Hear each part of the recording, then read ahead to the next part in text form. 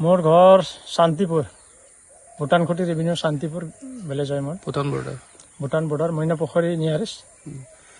বৰ্তমান মই মৌ পালন কৰি আছোঁ। আজি বহু বছৰৰ পৰাই কৰি আছিলোঁ। এতিয়া 4-5 বছৰৰ পৰা এই চাইণ্টিফিক বক্স এনেকুৱা বক্স কৰি আছোঁ। আগতে ট্ৰেডিশ্যনেল ঢোলত কৰা আছিলোঁ।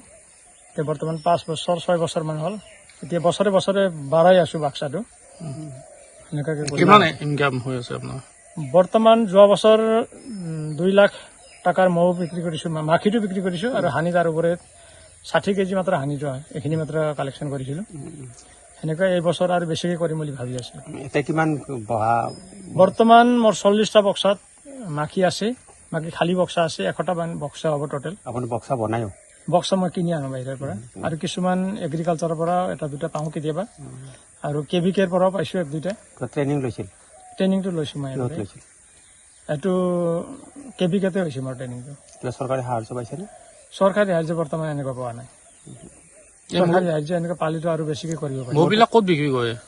মোৰ ইয়াৰ ঘৰ পৰাই বিক্ৰী হ'ব, হানিটো ঘৰ পৰাই বিক্ৰী হ'ব। আৰু মৌ মাখিটো বিক্ৰী হয়, বাহিৰত যায়, যোৰহাট যায়, আপোনাৰ মাজুলী যায়, যোৰহাট মাজুলী, আৰু এইফালে যায় বঙাইগাঁও, গুৱাহাটী, এনেকুৱাকৈ লয়। আৰু SSBও লয়, বহুত মানে মাখি লৈ থাকে। এটা বক্সত কিমানকৈ বিক্ৰী কৰে মাখিটো? এইটো মাখি চাই হ'ব, আপোনাৰ মাখিটো কিমান লাগে সেই হিচাপে হ'ব। 3000 টকা পৰ্যন্ত যাব এটা বাক্সাত। কিমান চলিব পাৰেনে আপোনাৰ পোহপাল? বছৰত চলেনে? কৰিলে আৰামছে চলিব পাৰি, ভালকে কৰিলে। মানে ইয়াত এটা স্বাৱলম্বিতা হেৰি কৰিব পাৰি। মৌ পালনৰ পৰা এটা পৰিবাৰ স্বাৱলম্বী হ'ব পাৰে আৰামছে।